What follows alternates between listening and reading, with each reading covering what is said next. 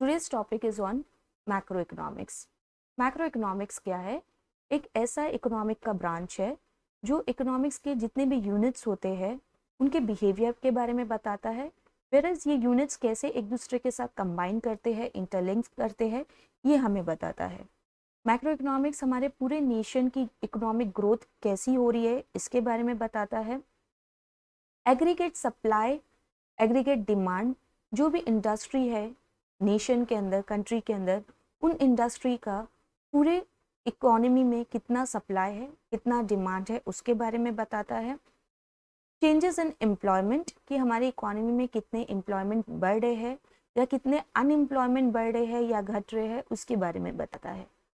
हमारी कंट्री की जीडीपी क्या है, हमको वो पता करने को मिलता है मैक्रो इकोनॉमिक्स में। वेरएज प्राइस लेवल क्या है प्रोडक्ट्स का, और इन्फ्लेशन की स्टेटस क्या है हमारी इकोनॉमी में, इसके बारे में बताता है। Hello everyone, welcome to Ecorium academy. अगर आप ऑनलाइन एमबीए कर रहे हैं तो डेफिनेटली ये लेक्चर आपके लिए है, और अगर आप ऑनलाइन एमबीए करना चाहते हैं तो हमारे दिए हुए गए लिंक पर क्लिक कीजिए। So quickly let's get started. Introduction to macro economics. जैसा कि पहले के लेक्चर में हम लोग ने देख चुके हैं, पहले पार्ट ऑफ दिस लेक्चर में, कि कैसे जो इकोनॉमिक्स के कंसेप्ट होते हैं वो हमारे बिजनेस में अप्लाई होते हैं। एक मैनेजर या ओनर ऑफ द बिजनेस को कंसेप्ट ऑफ इकोनॉमिक्स पता होना चाहिए कि इकोनॉमिक्स के क्या क्या कंसेप्ट है। जब तक कि उसे कंसेप्ट नहीं पता होंगे तो हो सकता है वो अपने बिजनेस के बारे में एक बेटर डिसीजन ना ले पाए।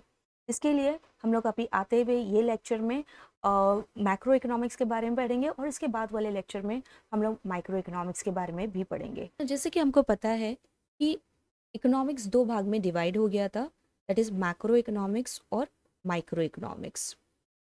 मैक्रो इकोनॉमिक्स क्या होता है? It is nothing but the study of large units, है ना। जहाँ पे हम लोग लार्ज यूनिट्स के बारे में पढ़ते हैं उसको हम कहते हैं मैक्रो इकोनॉमिक्स। और माइक्रो इकोनॉमिक्स क्या होता है? जहाँ पे हम लोग स्मॉल स्मॉल यूनिट्स के बारे में पढ़ते हैं। जॉन मेनार्ड केन्स, जिनको हम जेएम केन्स के नाम से भी जानते हैं, ये एक ब्रिटिश इकोनॉमिस्ट थे जिनकी वजह से मैक्रो इकोनॉमिक्स का जन्म हुआ, और उनको कहा जाता है फादर ऑफ मॉडर्न इकोनॉमिस्ट। इन्होंने एक बुक पब्लिश किया था इन द ईयर 1936 में, और उस बुक का नाम था the general theory of employment, interest and money. इस बुक के अंदर उन्होंने इकोनॉमी एज अ होल के बारे में समझाया, और एक टर्म को यूज़ किया, एक वर्ड को यूज़ किया, दैट इज एग्रीगेट। एग्रीगेट का मतलब होता ही है टोटल, ठीक है। Total supply, total demand economy में कितना है, रादर देन इंडिविजुअल सप्लाई या इंडिविजुअल डिमांड, ठीक है। Now he brought both the monetary and real factors together for the first time. Real factors, हमारे फैक्टर्स ऑफ प्रोडक्शन में लेबर्स होते हैं, लैंड होता है, कैपिटल होता है। तो जब भी ये कोई इकोनॉमिक एक्टिविटीज़ करते हैं तो उसके बदले उनको रेम्यूनरेशन दिया जाता है। लाइक फॉर एग्जांपल लेबर्स को मिल जाते हैं वेजेस, लैंड को मिल जाता है रेंट, और कैपिटल को उसका इंटरेस्ट मिल जाता है। ओके, तो ये कैसे जो रियल फैक्टर्स है वो कैसे मॉनेटरी फैक्टर्स से इंटररिलेट करते हैं, कैसे ये पूरा सर्कुलर फ्लो बनता है, ये इन्होंने अपने थ्योरीज में समझाया है। फर्दर उन्होंने अनएम्प्लॉयमेंट के बारे में भी समझाया कि कैसे अनएम्प्लॉयमेंट जो है वो अकर होता है इकोनॉमी में, और कैसे हम लोग इस अनएम्प्लॉयमेंट से बाहर निकल सकते हैं, कैसे अपनी इकोनॉमी में एम्प्लॉयमेंट लेवल को इंक्रीज कर सकते हैं। इन्होंने बहुत सारे पॉलिसीज़ को सजेस्ट किया था गवर्नमेंट को, जिसकी वजह से हम इकोनॉमिक स्टेबिलिटी को ला सकते हैं अपने economy. Let us quickly move ahead and understand the importance of macro economics. Macro economics का हमारी इकोनॉमी में क्या इंपॉर्टेंस है, हम क्यों मैक्रो इकोनॉमिक्स को स्टडी करते हैं, और इसकी जो पॉलिसीज़ है वो किस तरीके से हमारी इकोनॉमी में हम फॉर्मुलेट कर सकते हैं, हम ला सकते हैं, वो हम लोग यहाँ पे देख लेते हैं। मैक्रो इकोनॉमिक्स जो है वो हमारे इकोनॉमिक सिस्टम किस तरीके से फंक्शन कर रहा है उसके बारे में बताता है। ना कि सिर्फ हमारे इकोनॉमिक सिस्टम बल्कि पूरे वर्ल्ड की इकोनॉमी किस तरीके से फंक्शन कर रही है उसके बारे में एक बेटर व्यू प्रोवाइड करता है। बहुत सारे इकोनॉमिक पॉलिसीज़ होते हैं जिनको हम हमारे इकोनॉमिक के अंदर ला सकते हैं, नेशन की जो इकोनॉमी है उसके अंदर हम लोग उसको फॉर्मुलेट कर सकते हैं। देन हमारे इकोनॉमिस्ट को भी हेल्प मिलती है कि वो इकोनॉमिक प्रॉब्लम्स को जानते हैं और किस तरीके से इकोनॉमिक थियोरीज को हम हमारे इकोनॉमिक प्रॉब्लम्स में एज अ सोल्यूशन ला सकते हैं। Then it helps in bringing stability, price के अंदर स्टेबिलिटी लेकर आ सकते हैं हम लोग। जैसे कि हमको पता है कि जो हमारा बिजनेस है वो हमेशा फ्लक्चुएट होता रहता है, अप एंड डाउन होता ही रहता है। तो उस फ्लक्चुएशंस में प्राइस के अंदर कुछ चेंजेस आ रहे हैं, प्राइस बहुत ज़्यादा इंक्रीज़ हो जाएगा तो कॉमन मैन जो है उसको परचेज नहीं कर पाएगा। तो ये प्राइस स्टेबिलिटी हम लोगों को किस तरीके से रखना है इसके बारे में एक हेल्प मिलती है।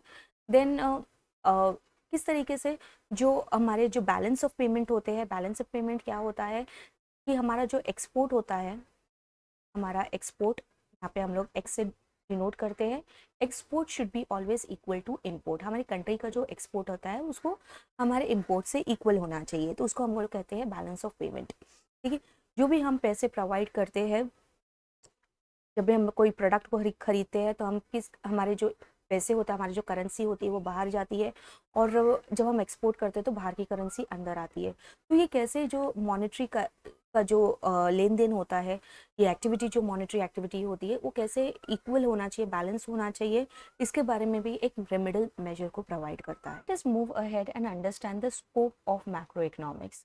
मैक्रो इकोनॉमिक्स के स्कोप्स क्या होते हैं? मेनली 4 स्कोप्स होते हैं। First one is theory of income and employment. ये किस इनकम और एम्प्लॉयमेंट की बात कर रहा है? ये नॉर्मली नेशनल इनकम की बात कर रहा है और पूरे नेशन में हमारे एम्प्लॉयमेंट कितना है, लेवल एम्प्लॉयमेंट की बात कर रहा है। तो in short you can say हमारी इकोनॉमी में कितना एम्प्लॉयमेंट जनरेट हुआ है, कितना आउटपुट प्रोड्यूस हुआ है और कितना इनकम अर्न किया हुआ है। तो इन तीनों कंसेप्ट के बारे में हमको इस थियोरी में पढ़ने को मिलता है। जब हम ये 3 कंसेप्ट को पढ़ते हैं तो वहाँ पे हमको 2 और मेजर कंसेप्ट के बारे में पढ़ना पड़ता है, that is consumption function and investment function.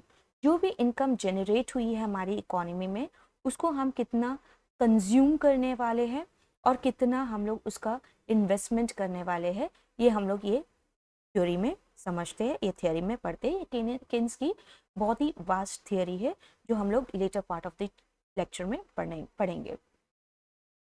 Now next scope of macro economics देख लेते हैं। यहाँ पे theory of general price level and inflation.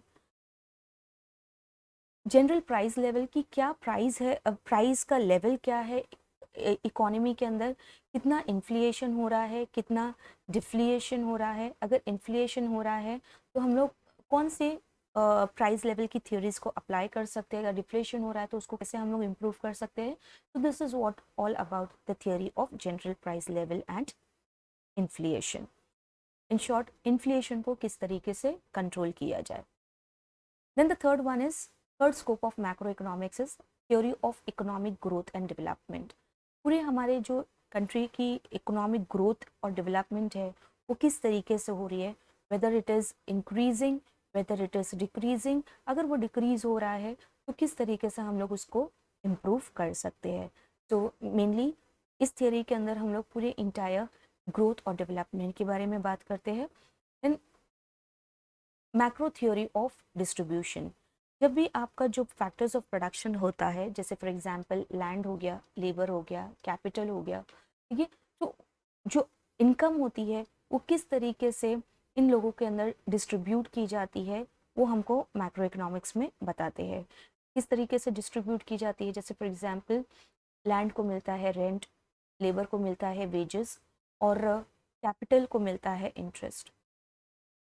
तो किस तरीके से हम हमारे इनकम को डिस्ट्रीब्यूट कर रहे हैं, दैट इज रेंट, वेजेस और लेबर में, ये हमको मैक्रो थ्योरी ऑफ डिस्ट्रीब्यूशन बताती है। सो अब तक के लिए इतना ही। अगर आपको मेरा ये लेक्चर पसंद आया हो तो please do like, share and subscribe my channel. Thank you.